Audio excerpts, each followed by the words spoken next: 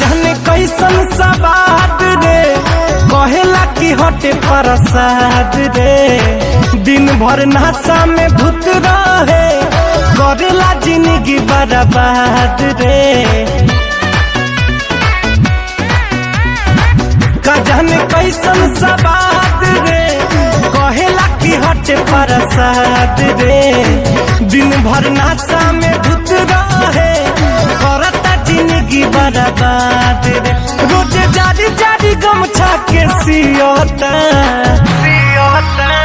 दिन भर में आधे दिन भर में 4 बेरी पियोता। यही पर भतार मुझे जियोता।